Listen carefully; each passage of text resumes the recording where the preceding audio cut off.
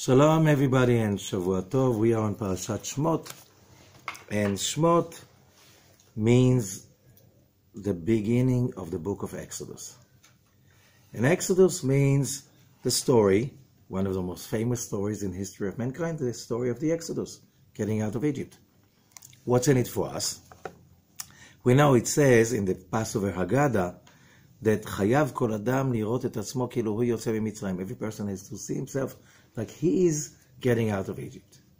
And if you know a bit Kabbalah, you know that especially during this time of the 6 weeks following today.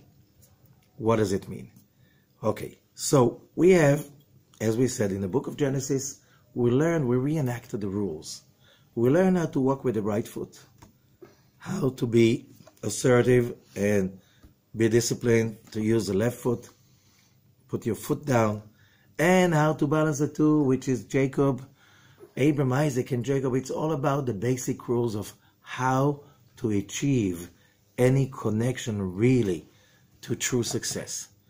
Now that we graduated the first part of the year, now it's time to fight for our own freedom. Freedom of what? Like, who is responsible for us not being free?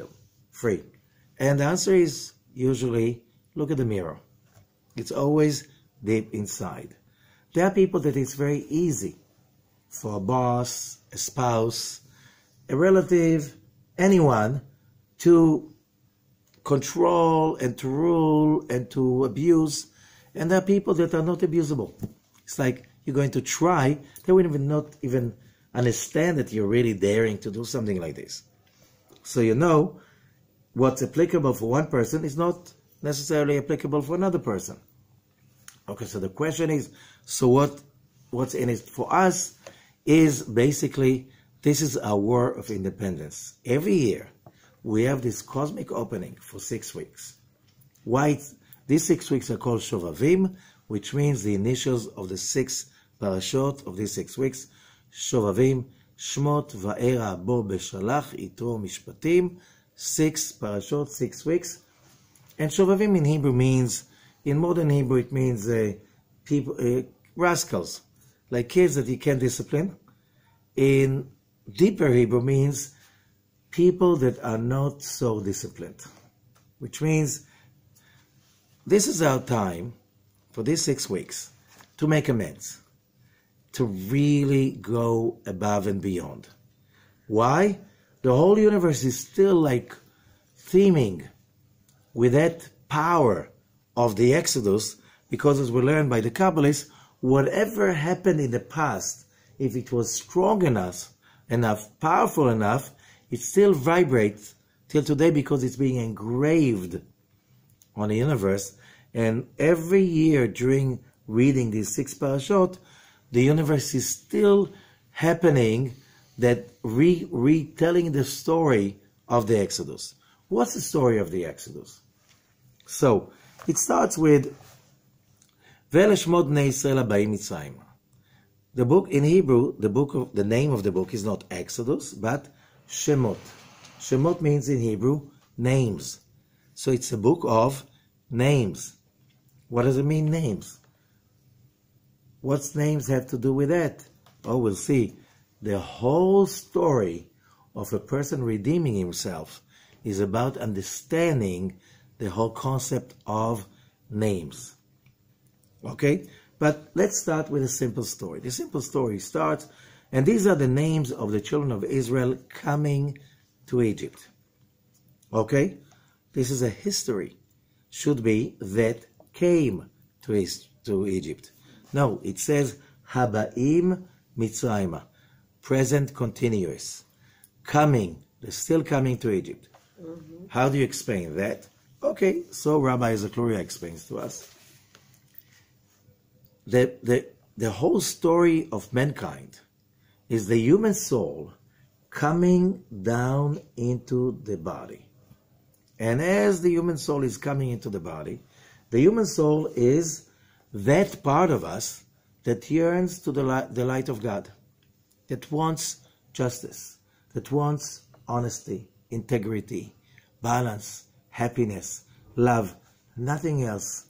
This part inside us, when we ask this part every time before we create an argument, and this part will say, no, we don't need an argument. Before we create a fight, before we just discussing who's right, who's wrong, who should be killed, who's not, if we ask that part deep inside us, that part will say, no, there must be a better way to resolve the problem, right? And we have, and that part of us, the soul, is also that aspect of what is called internal, pnimiyut. Whatever is the essence of reality, of life, of everything inside our personality. Every person deep inside has that essence which is similar to the Creator, which is trying to affiliate, to attach, to get closer to the Creator all the time. However, we were created that way, and it was given to us, and we didn't like it so much if you study Kabbalah. And you understand that if you really want to enjoy something really truthful, you need to own it. You cannot be given it, you need to own it. You need to achieve it.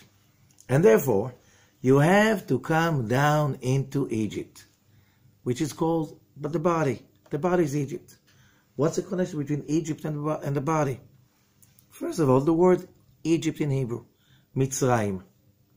Mitzrayim in Hebrew is the same word, let's say, when you sail and you go through straits. What's strait? It's a narrow passageway. How do you write straits in Hebrew? Metzarim. Same exactly, same grammar as writing Mitzrayim, Egypt. It's a narrow place. It's a place that the soul feels very confined and narrow. And the body, which is all the desires of, you can call it ego, selfishness, whims, addictions to food, addictions to money, addictions to what people think about you, addiction to what you think about yourself relatively to what people think about you, about all of that, what is called basically idol worshipping and paganism. What is paganism? You worship idols. There's an idol of war, there's an idol of love. It's all about the whims and desires of the body. The epitome of it is called Mitzrayim, the narrow place. This is the place, this is the box you have to break in order to achieve freedom. So why do we call it Haba'im Mitzrayim? Because this is happening as we speak. This human soul is getting inside the body along our lives and being confined, and the human soul needs, has not a choice, but to overcome that confinement, that jail, that harassment of the body consciousness all the time, overcome, control it, transform it, and achieve freedom. How do you know you're free? When you're happy whenever you feel like. You don't have to be waiting for the money to come in, for the job offer to come in, for somebody to be nice to you, to be happy. You're happy whenever you decide to be happy, which means always. That's a skill that needs to be achieved by hard work. It's not that hard, but our culture conditions you that in order to be happy, you have to shop till you drop. You have to achieve other people's admiration, and so on. We go through a lot of conditioning. Can't be happy unless you. Of course, you have to work hard for your happiness, but not on the way we're being taught at home or in the educational system, whatever. Achieving happiness means to be free. To be free to feel happy whenever you want to, without the need of any means, like drugs, like alcohol, like other people, like all kinds of stuff.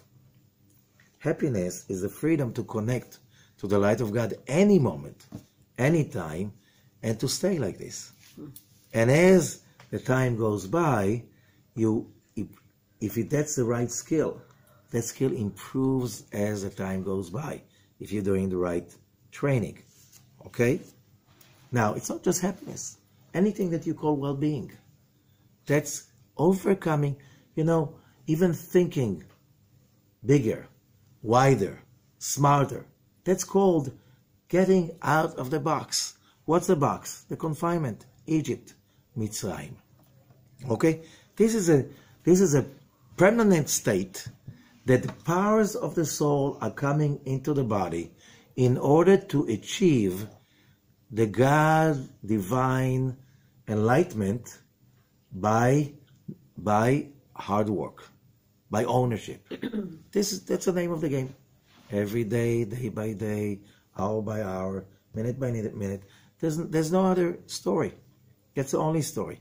All the other stories are background stories to give us the opportunity to learn from different angles how to achieve our own freedom. So now, during these 6 weeks, we are going to go through a journey. And why during these 6 weeks?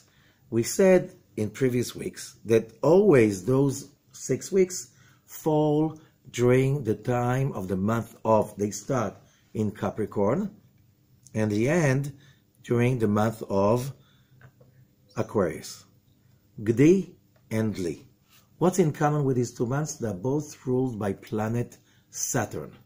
And Saturn is about pay time. Pay time.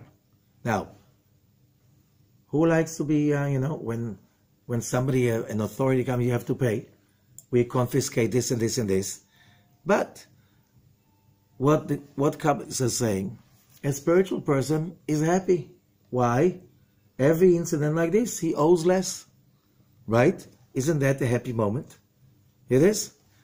Somebody is not so spiritual. He has another excuse why to be addicted to anxiety, hatred, blame, and all other kinds of addictions that are part of our everyday life. Right? And we even think that that's normal. No, that's not normal. That's sick. This is sick slavery.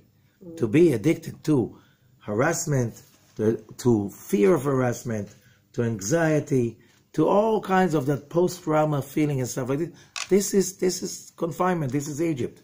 This is jail. That's not our normal state of existence. Okay? When you see a person that is free, he's happy, he's excited from everything, you think he might be not normal, right? It's not good for business. Because these kind of people, they buy less, right? They throw stuff less. Either they fix them or they use them for long years, okay? They don't need so many medications because why should I, I can heal myself. These kind of people are not good for the modern economy. Very not good for them. The economy needs to expand all the time artificially in order to feel good about itself, right? Because some people in the stock market, they need to see they have more money. They had $1 million, now they have 10 millions. And 14 millions and 50 millions and $1 billion and more. It has to accelerate because otherwise you think something's wrong with me. When are you going to spend all of these millions? Okay? Those people don't care. But they run the business. They run the show. Okay? For all of us. And they dictate what does it mean normal and what's not normal. Right? Happy people are not considered to be in our culture normal people. Why? They don't consume that much. You come with a new line of fashion, they don't look at it and say, I'm okay with what I have. I'm happy. Something wrong with you. You're happy. Okay?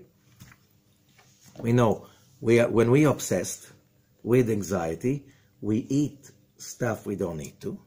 We buy stuff we don't need to buy, right? So that's good for business. That's good for the economy. That's good for the world big machine of consume. It doesn't matter, consume. Even people say to me, when I shop and when I buy and I accumulate possessions, I give business to those poor people in China, in Vietnam. That's nonsense. Because from that object that you bought, how much of that money went to those poor people? The most of it, the big sum, goes to people who already have. and they need to feel they have more. Okay? So no, this is nonsense. This is not. There's other ways. Supporting small businesses or people making a living, shop locally and stuff like this, like with the people that like in the old times. I'm not saying it's always working, but at least realize you're not doing anybody a favor when you buy all kinds of stuff that was imported from all kinds of countries, that people get almost nothing for that. This is still slavery. Their slavery, your slavery. Okay? You don't make them rich. Now, but in order to understand that deeply, again, Saturn, or in Hebrew Shabtai, is called by many astrologers like the big disaster. In Hebrew, it's called really the big teacher, because it teaches you what you really need. And what you really need is by the rules that never change. What you really need is happiness and well-being, as we said, and you need to be in control over your body and the body consciousness. That's what you really need. When you have that, you have access, as we said last week, to the storage of life that is waiting to each one of us, which is called Chai, life. The life force, no one can take away the life force. Oh, people can take away some possessions, they can break apart, whatever. That's not free. Whatever was taken away was never yours. But the life force, this is yours. And no one can give it to you because God already gave it to each one of us. Now it's stored for each one of us. We just need to achieve access. How do you achieve access? You need a key. And what's the key? Your body. Your Mitzrayim. Your Mitzrayim consciousness. When you overcome Pharaoh and his armies and his wizards, and you create that freedom of Exodus, then you acquire what? Life. The gift of real, true, normal, healthy life. Okay? Now, so, every year, during these 6 weeks, there's a cosmic opening that we have to make amends. It's time for us to make a list, to set goals about how do I become the best I can, because this is like a marathon in which you have to achieve a better form of yourself, and it's easier to achieve that because Saturn helps. It's a cosmic wave. What does it mean? What is Saturn giving? He's giving the real thing. He's serious. One consciousness that Saturn is giving, hard work. Don't expect for somebody to give it to you. It won't happen. Okay? Another thing, the rules. You have to go by the rules. It's not, they're lucky, they're not lucky. No, it's not about being lucky. It's about the rules. You go by the rules, you get what you need. You don't go by the rules, you get slapped in the face. Okay? Who slapped you in the face? Your own actions. There's action. Okay? For every action, there is an opposite and equal reaction. Newton. Where did Newton take it from? He said he took it from the Zohar. He took it from Kabbalah. He took it from the spiritual rules of the universe. Because the way it's above, that's the way it's below. Okay. So, these are the names of the children of Israel coming to Egypt. So why Egypt? Why?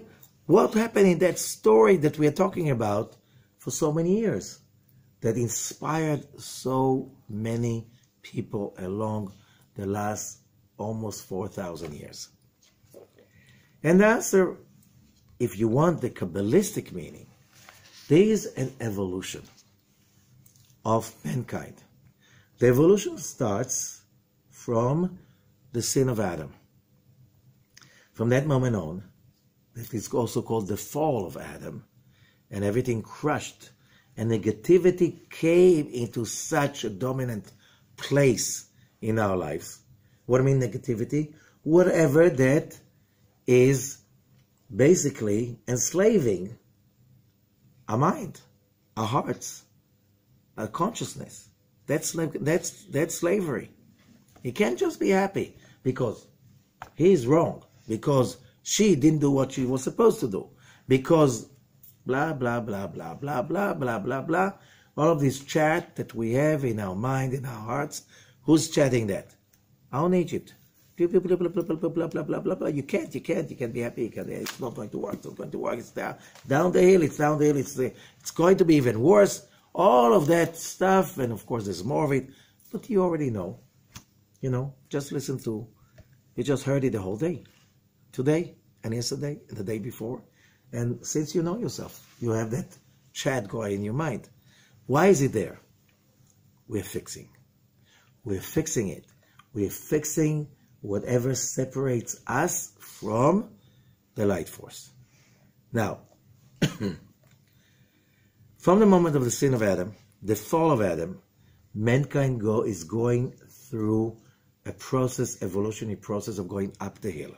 Why up the hill? Because if the purpose of the creation is to share with us, the creatures, all the pleasure and the pleasantness and the beauty of the creation, we can't just avoid it. We can't just avoid it. Only for a limited time. Limited time for the Creator doesn't mean anything because it's above time. It's our game. For his game, it's already done. It's a done deal. Each one of us is done, finished, happy, free, righteous, each one of us. But we have to go through the motions of feeling that we achieved that. You have to remember, people say, oh, God is waiting for so long. God is waiting. He created time. He's above time. He was, is, and will be. Okay? And his thoughts are not our thoughts. Ki lo machshavotay machshavotechem. You can apply your own emotions on his perception. Okay? So we'll come to it. But there's a way to connect, and there's a way for us to imagine that he's like us. He's one of us. No, he's not. He's the source. And we're just part of that creation that he created. That's why we're part of him. But meanwhile, we don't think like him. Okay? Now, so, for generations and generations, there was a process of fixing, evolving, understanding. There were 10 generations from Adam till Noah. Then came this horrible generation, the generation of the flood, that messed up so bad that everything was falling apart. And now it's not God's decree. It's like they just blocked the light from coming in, and there was a climate crisis because of people's greed and negativity and stuff like this. And Noah was saved, and humanity had to restart. Okay? 10 more generations, there was Abraham. Abraham achieved the first time that consciousness that somehow we are not figuring right what reality is about. He's the first one who really got that consciousness that it's all good. It's all good. It's all about the good. And we are now going through processes that the good has to come out of the evil. What comes first on the tree? The shell or the fruit? The shell comes first, right? Mm-hmm. That's a very, very famous Kabbalistic expression. What comes first when a person is coming to the world? The wisdom, the love, or just the shell? The shell. It's a little body that wants just to eat, to feel comfortable, no matter what, and right now. Okay? Now I want it. Now it's me. And I don't care about anybody else. Okay? If they were not cute, we could have killed them. Okay? Now, that's what life is about. So, as the child grows, the soul inside grows and grows and grows. And then, in the age of 12 for girls and 13 for boys, the real fight for freedom is starting. Some people lose, some people win. And it's not just one battle, It's a whole lifetime of battles, one battle after another. The craziest, it's the beginning, till you're 20. Like whoever been to rodeo, it's like the first time that bull, somebody is starting to try to ride over, he goes nuts. That's what happens to teenagers. It's like somebody is trying to ride over the bull, goes nuts. By the age of 20, some of us get used to it and some not. And they go on crazy for the rest of their lives. And some really gets what the name of the game is. And they start to watch it inside who's against who, where the war really happens. It's not with your friends. It's not with your family. Nobody's to be blamed. It's deep inside you where the war is being really waged. The victory is within. And when you acquire an inner victory, you will be victorious everywhere. Everywhere. Anybody that comes to you, whatever they say, whatever they do, first of all, what they say, you cannot control the way you're being treated, but you control the way you react to it. And of course, if you win the inner battle, try to harass someone that does not allow the body consciousness to blame or to put the responsibility on somebody else. It's my responsibility not to be reactive, not to be negative, not to be upset, just to initiate love. Why? Because that's the person I want to become. So, yeah, the other guy said some really not right words. But why does it have to hurt me? He's hurt himself by saying that. And he must be hurt if he said that. But why do I have to make it my business to take his pain in me? Voluntarily? Nobody pays me to do that. Why should I? That should be common sense. Is that common? No, it's not common. What's common is always to blame. Always, the guy feels sick. I should feel sick myself. He's sick by being angry. It's sickness, right? He's angry. He said a few words. I have to be angry. You know what? In our culture, if somebody is angry at you, and you don't get angry, people would think that something is wrong with you. Why? Why are you not angry? He's so angry about you. Did you hear what he said to you? And you answer, yes. That's really, really a pity. He behaves like this. He feels like this. But why are you not upset? Why should I be upset? Well, the guy must be not normal. Well, you have to be upset because he's upset. My teacher used to say, it's like, you get out, you dress for Shabbat, you dress so nicely, and you go to pray. And on the way, you see a cesspool. And you just jump into the cesspool voluntarily. Nobody forced you. Isn't that what we do when we find and we meet somebody that is in total shame of negativity, and we just jump into the pool with him voluntarily? Nobody forced us. That's Egypt. Thinking like this is Egypt, is being a slave. You didn't get out of the house to, swim with somebody in this cesspool. You went out of the house to have a nice lay. So you look at the guy in the cesspool and you say, oh, that's terrible. You should come out, come out. He says, no, come be with me. Look, I'm not dressed for being in a cesspool. Okay? Come, get out. How did you get in the first place? Huh? Is that normal? Is that what the way we supposed to be? Okay. Now, so, with Abraham, we have one of the biggest revelations of Abraham. This is the covenant. And the covenant says, God says, you're going to get that land, the promised land. You're going to get a nation that will lead the process, but they will have to be slaves in a foreign land for 400 years. And they'll have to be tortured. What a promise. I'm so excited. Oh, my kids are going to be slaves for 400 years. They're going to be tortured and abused. And, oh, this is such a promise. God, thank you so much. What are you talking about? But Abraham was a wise man. He understood that he's taking place in the process of mankind's evolution towards enlightenment. And he knew that those souls that created the flood, they were very powerful souls. They led mankind forward. But they abused the powers they had. They came back again, says the Arizal, Rabbi Zakloria. They came back again as the culture that we know the story of the Tower of Babel. They also used a lot of powers. They led humanity forward. But they wanted to rebel. Why? They wanted it easy. They didn't want the cause and effect. They were afraid that the flood will happen again. So, made a mistake.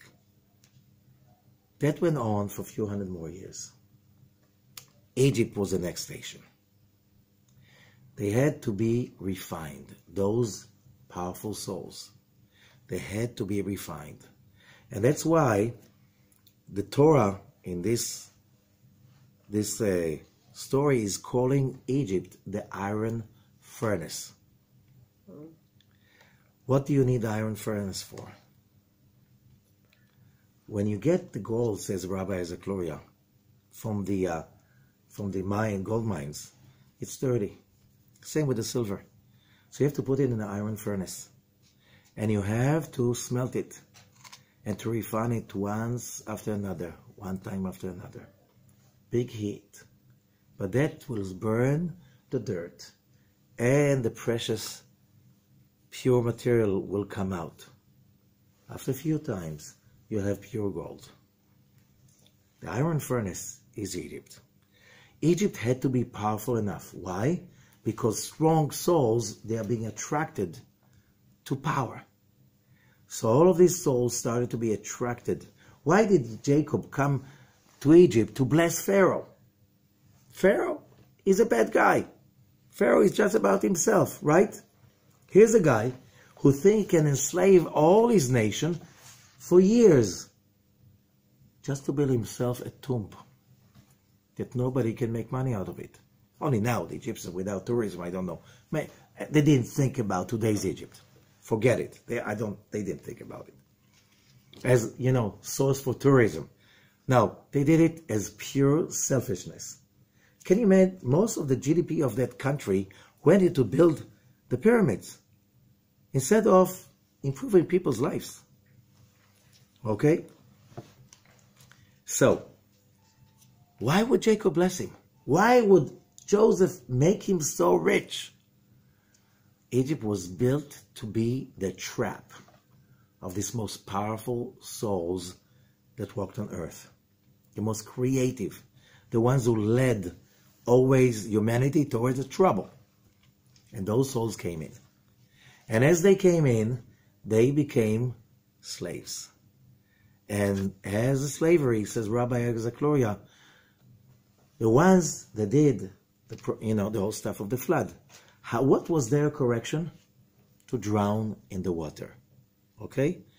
Therefore, here we hear that all the male-born had to be thrown into the Nile.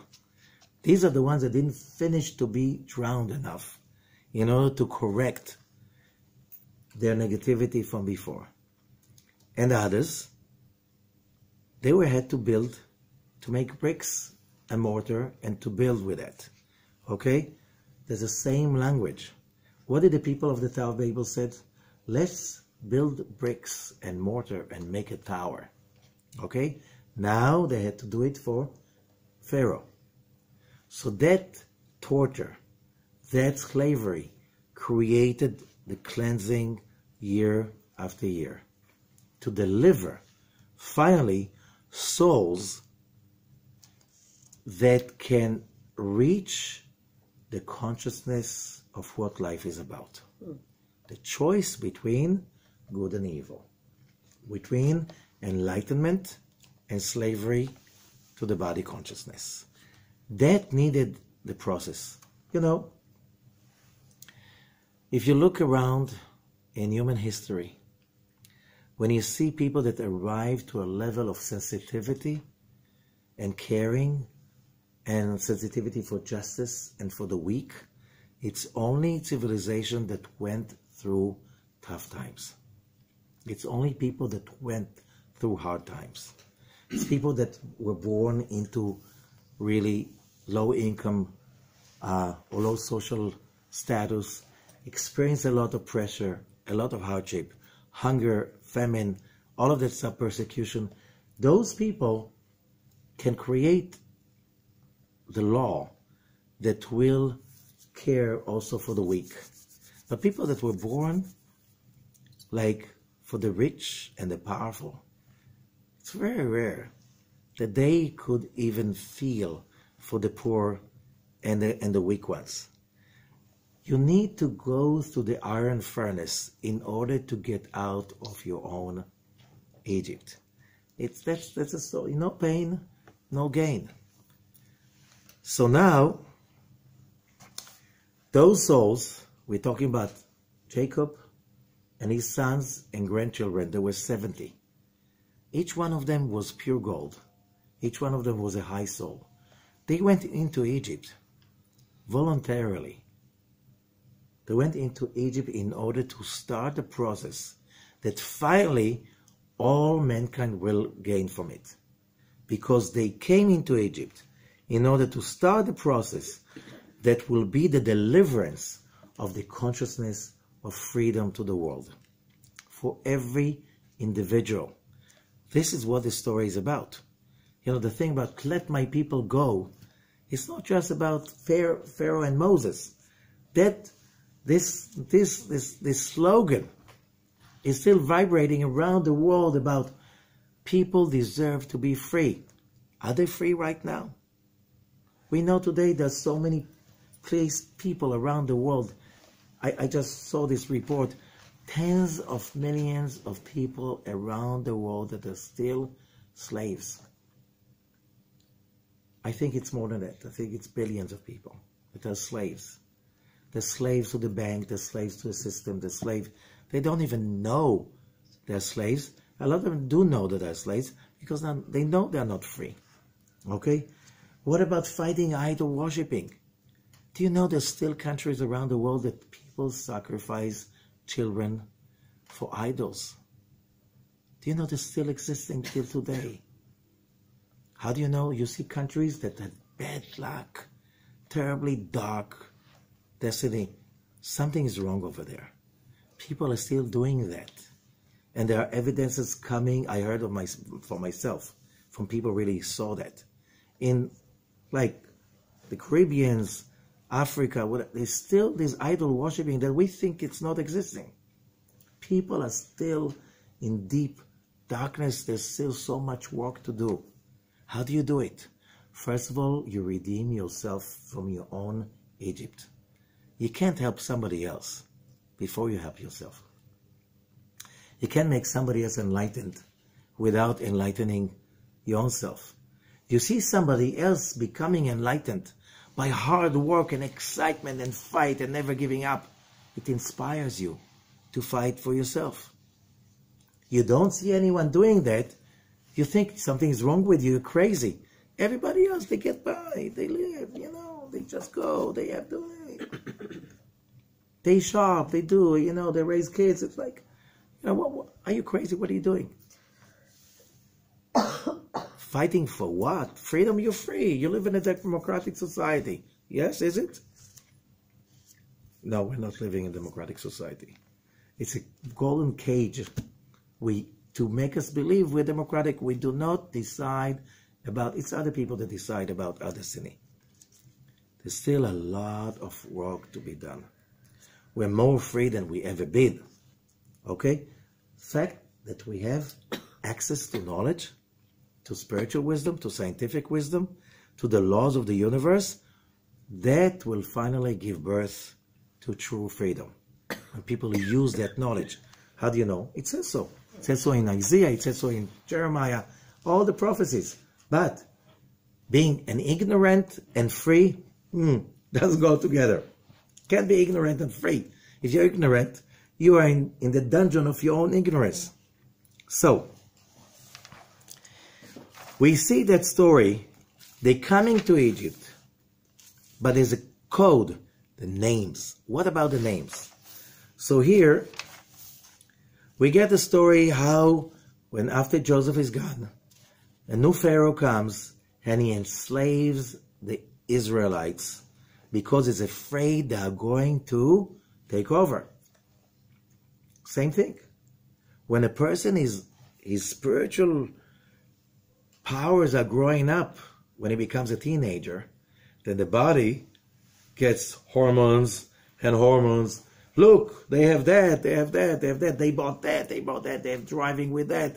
You know, they all of that is just to confine. Why? Because the body has a job to enslave the soul. So the soul can break through and achieve real freedom that was earned. Okay?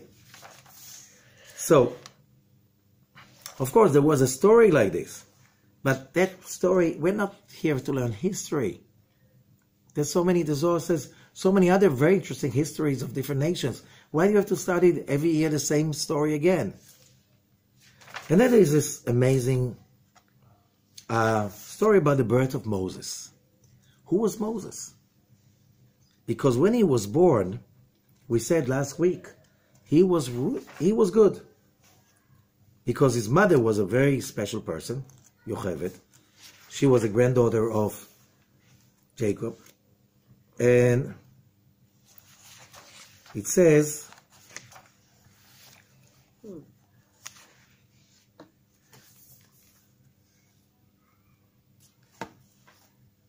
okay, we're in Genesis chapter 2, verse 2. Vatar Aisha, and the woman got pregnant. Vatelet ben, and she gave birth to a boy. Vatar oto ki tovu, and she saw him that he was good. This kind of wording, where do we hear that? Genesis 1. And God said, let there be light. And he saw that the light was good. Moses was born good. He was born good. Why? He was a reincarnation, says Rabbi, as a glory of Noah. Noah was a righteous man. He was saved to continue the generations, but he didn't finish the job.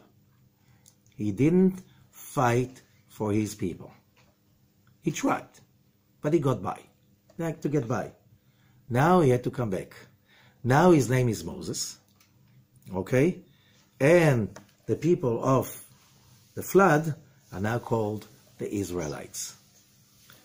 And that's why when they sin, what God is saying to Moses when he was Mount Sinai, Lech red kishichet amcha. Go down because your people got corrupted. And he's using the word shichet that is being used only for the people of the flood. And what happens to Moses? He's born and his mother has to put him in on the water in what? Teiva. Teiva in Hebrew, it's exactly the same word that is being used for Noah's Ark. Teiva. That's a Teiva. That's a Teiva. Both were covered by how do you call it? This dark red, black material, dark material, kofir. Tar. Had to be covered by tar. It's exactly the same story. Moses in the ark, Moses in the Teiva, and Noah in the Teiva. Okay? He was full of light. But what was Noah's problem? He couldn't save his people. And now Moses had to save his people and deliver them. Responsibility. And he was good. He was a righteous man. But it's not enough to be a righteous man. You have also to take responsibility for, you have to go farther.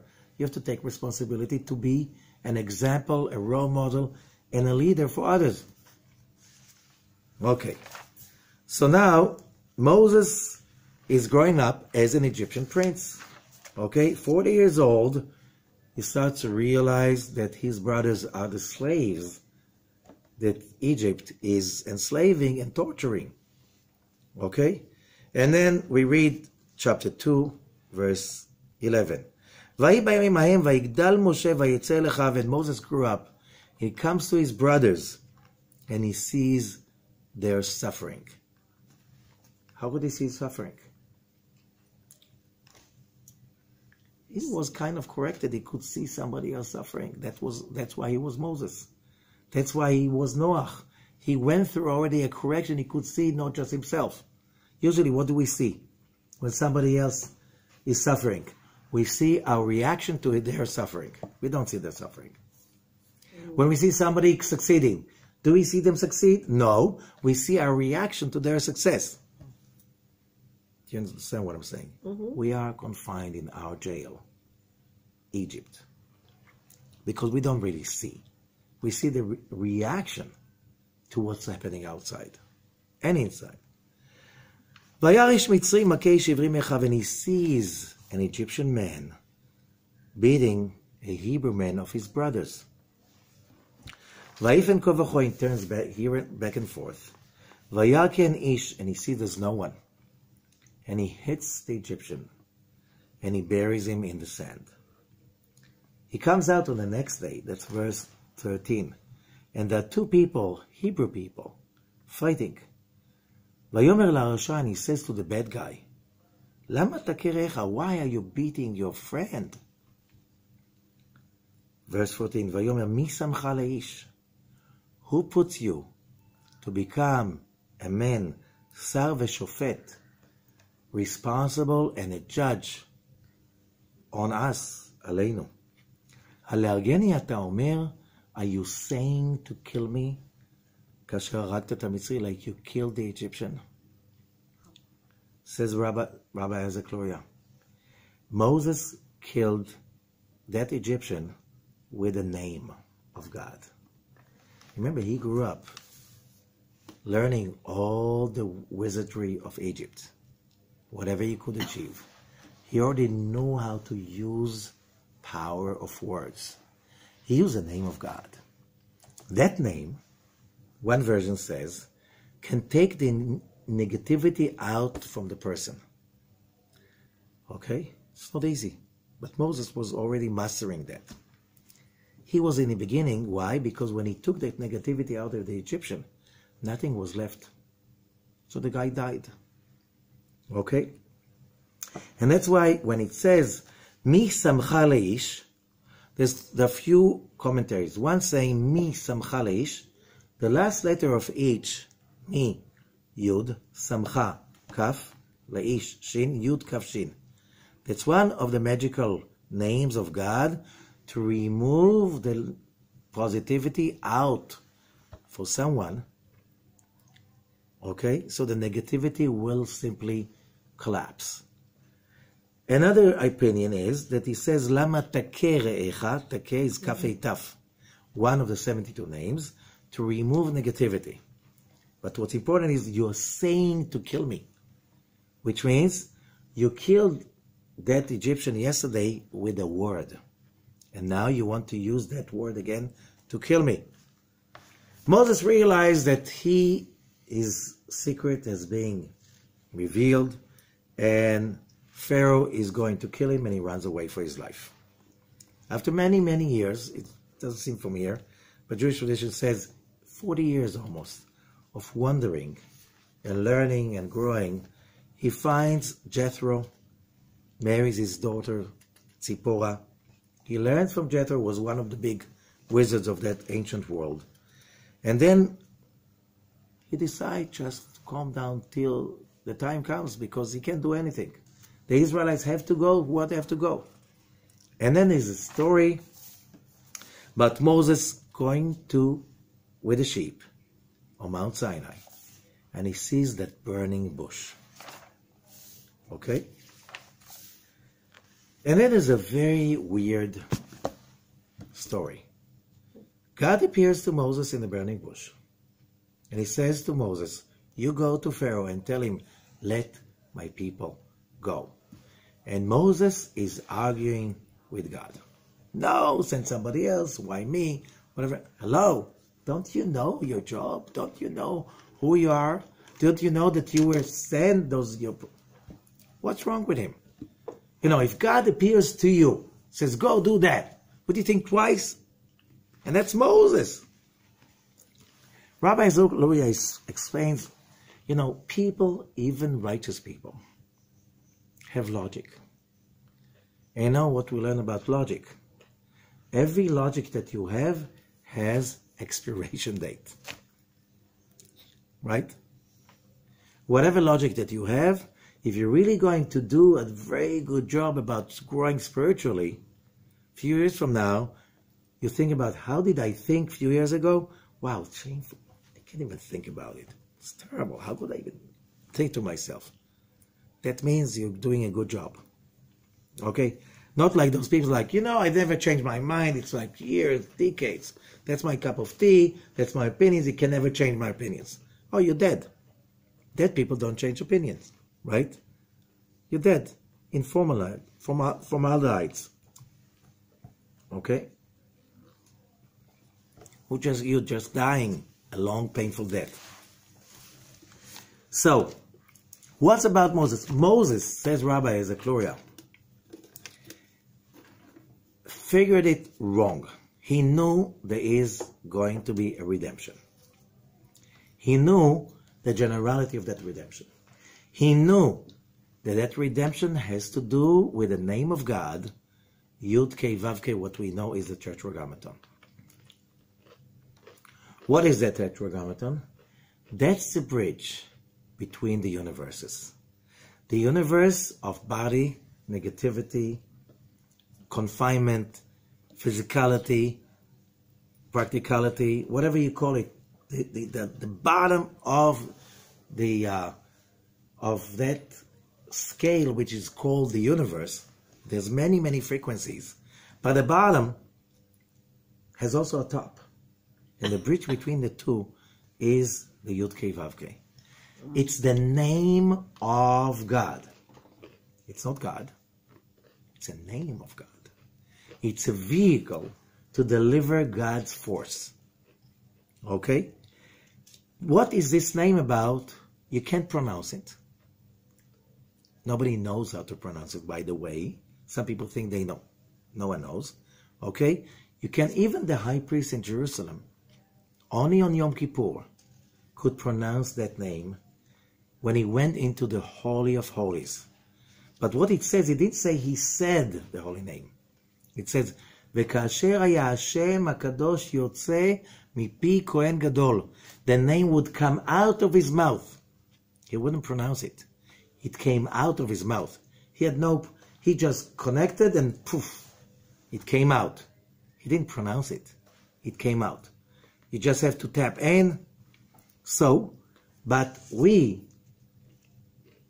can contemplate on that name. We can meditate. We're supposed to. We have to. Because that's our bridge to freedom. But Rabbi Ezekiel is saying, because there was so much negativity in the world, and Egypt was the top place in the world for black magic. If you read about the archaeology of Egypt and all the black magic stuff, all the big time, you hear about voodoo, that's for amateurs. For a shaman of that little village, they did it big. They did voodoo on nations, not unlike the neighbors. It was big scale. They know how to do it. They were really wise people. And they use black magic. And in black magic, you have to harness any power you can, because you need superpowers, right? Mm. Where are you going to get the powers from? From the upper world. Mm. So you're going to use Youdkevitch. What happens if the bad guys want to invade the castle? The drawbridge will be pulled. And that's what happened.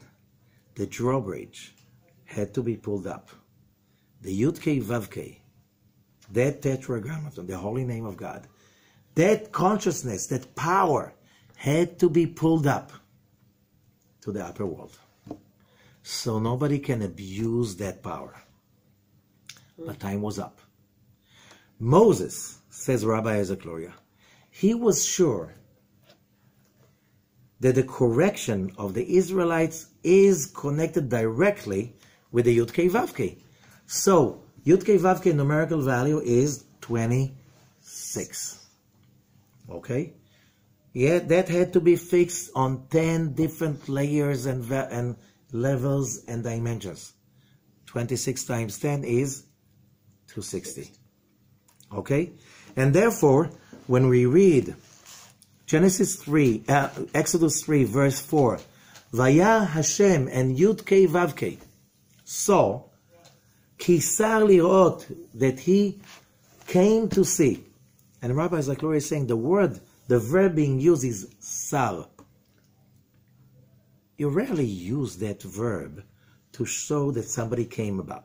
It should be ba lirot, came to see. What's sar lirot? It says sar is a number. It's a word which means he just popped in, okay, crossed his way, but sar is a number. Samech is 60, Resh is 200, 260. Moses was sure that the correction is 10 times 26. He made a mistake. Why? He bumped into this burning bush, he heard that voice, and you know, when you have a revelation, you have to remember. You know, a lot of people claim to have revelations. A lot of people are seers, they are channelers, they are mediums, there are many names, okay? And they prophesize and stuff like this. But when you study Kabbalah, you study something so important, so powerful, you have to remember. The value of the message cannot be higher. I'm not saying the value, the quality of the message, I'm sorry. The quality of the message cannot be higher than the quality of the messenger. If you have a 4K TV broadcast, that cannot go through an old TV black and white, correct? Because the messenger is not in the same wavelength as the message. Okay? So every person of spiritual growth, when he gets a message through him, he has a doubt. Maybe I'm not in the right level. That's why, how do I know? People can get messages go through them. A lot of people try to prophesy. They use mushrooms, drugs, meditations, all kinds. They go through music, through dancing, into a state of prophesizing, right? A state of what's the word? Epiphany. You reach that level and you start to get messages coming through.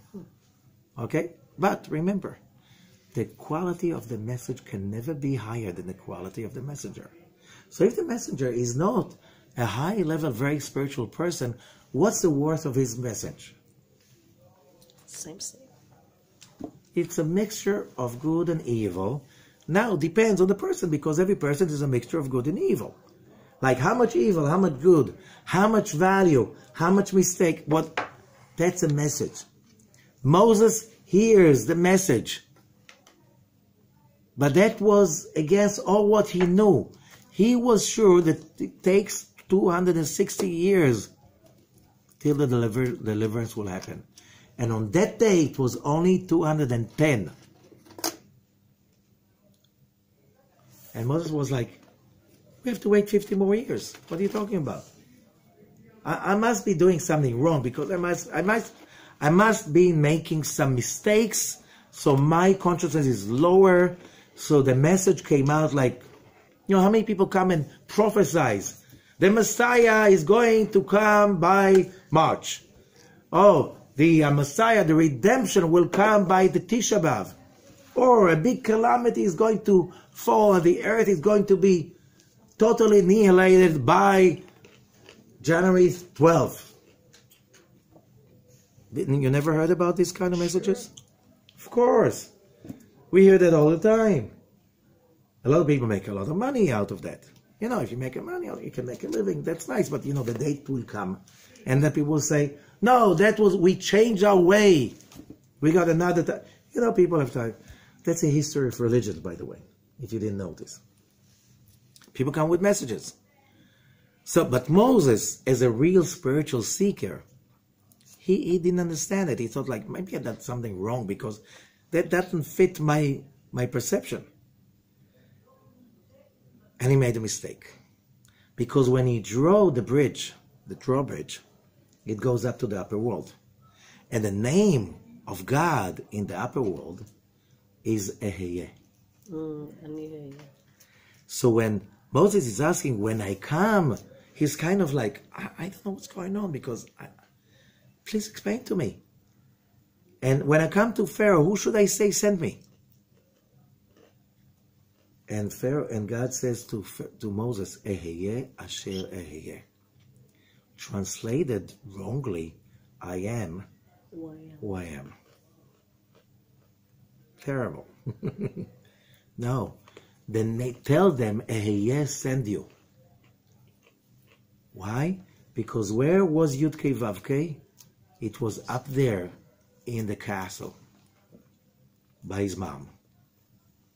What is mother? Mother is the consciousness of giving life to everything alive.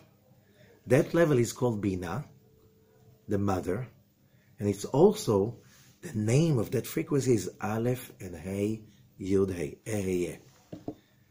And Moses got it for, wow, and Eheye is 21.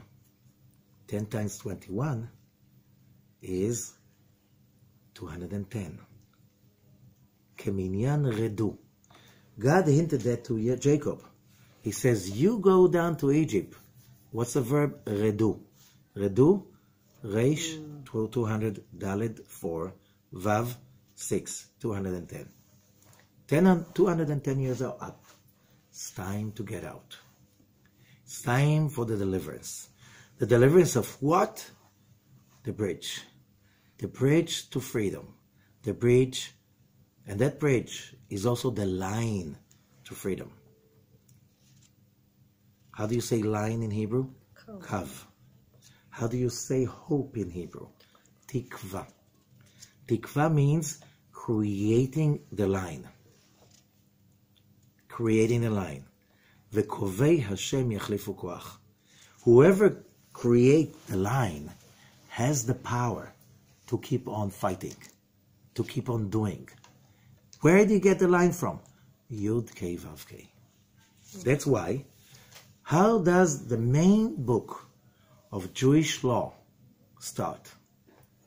The Shulchan Aruch by Rabbi Yosef Karo was an in-law of the Rabbi Ezekluya.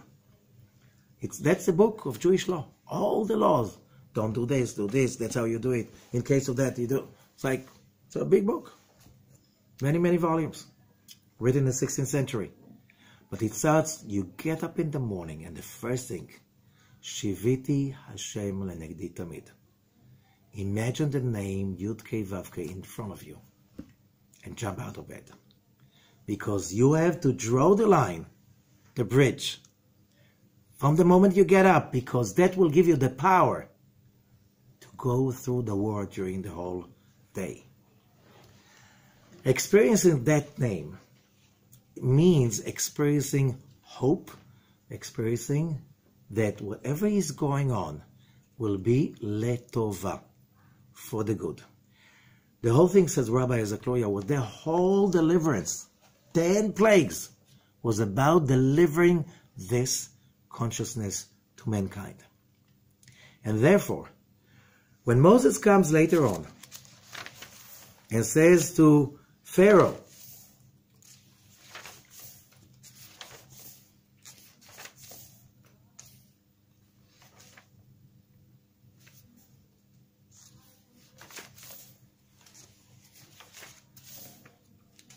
and it's the name of God all the time, talking, Youdkevitch talking to him.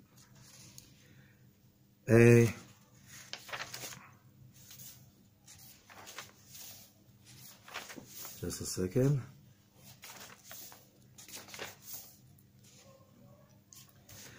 Chapter 5, verse 1. And later on, Achar Ba'u Moshe ve'Aaron, Moses and Aaron came, ve'amu el Paro, and they say to Pharaoh, Ko amar Hashem Adonai Elohei Israel. So said Youdkevitch. the Lord of Israel. Shalach et ami, let my people go. Verse 2.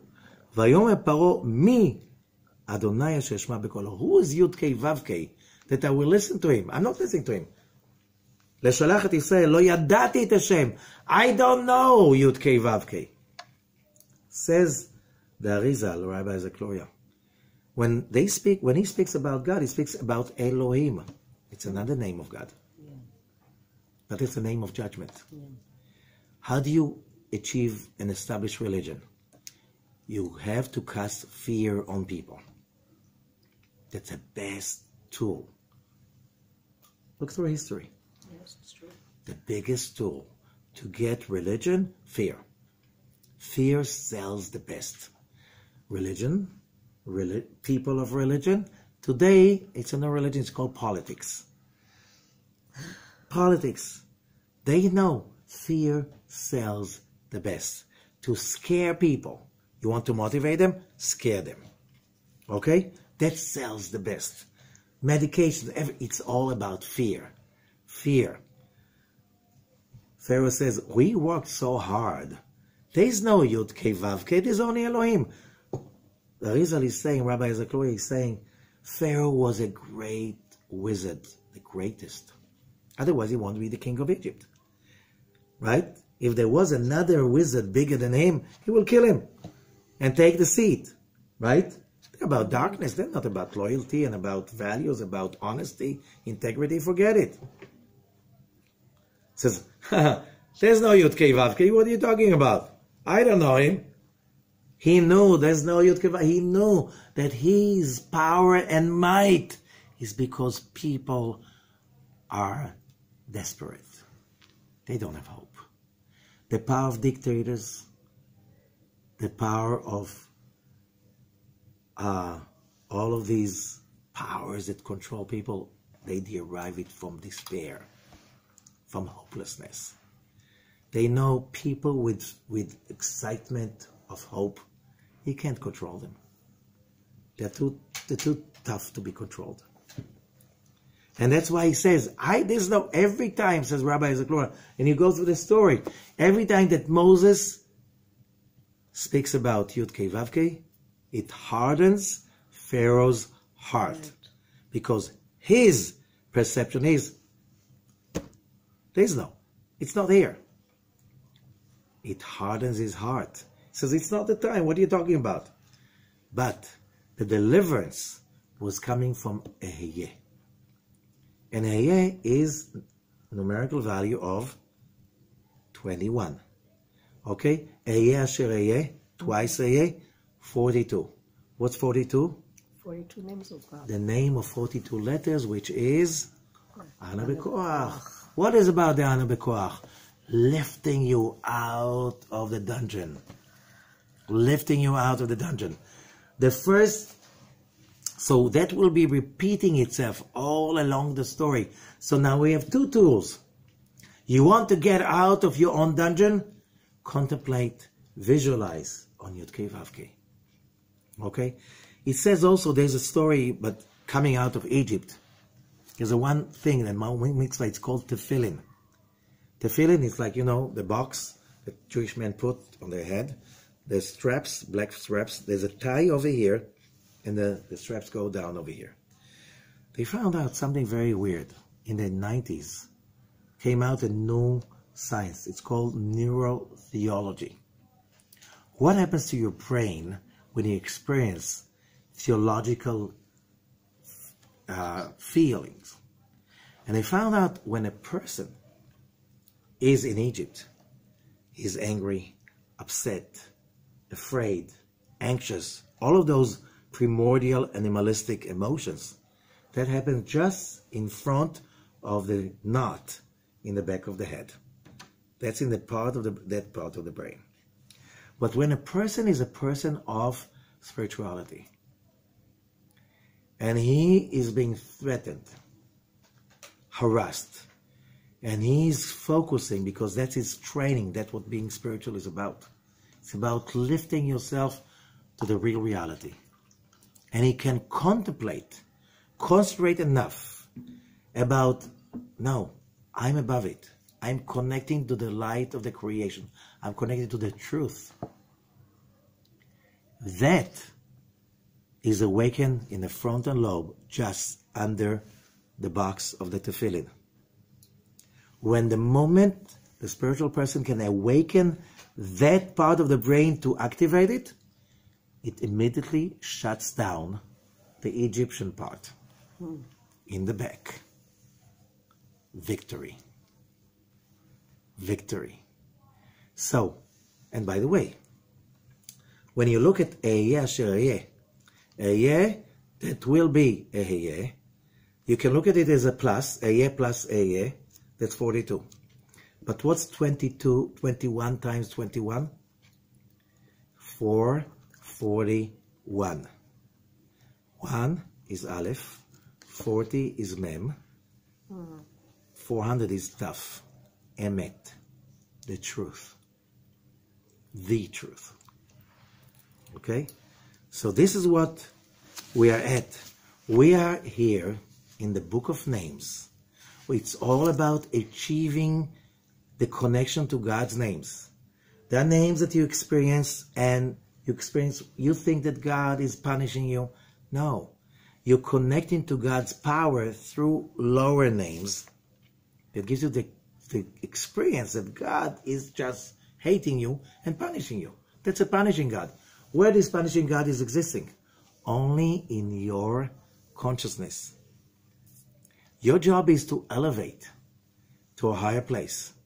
Therefore, we'll read in the next chapter, in the next parasha, in Vayera, when it says that Moses is learning from God, you're going to teach them that Hashem hu Elohim, that Youdkevitch is Elohim. That even when you think God is judgmental and punishing you, it's only pure light. And you will see it's only pure light. When do you use that? The last moment of Yom Kippur. Just before the shofar blowing. The messenger, the chazan, the person who runs the prayer, says 7 times, Hashem hu Elokim, Youdkevitch, and the congregation repeats after him. Once, 7 times. Why? Because we want to impress in us that feel, whatever happens, it's always for the good. When you can reach that place, you got the drawbridge in, and you can go in to the world that is all good and all positive. Thank you so much, and batzlachah, success.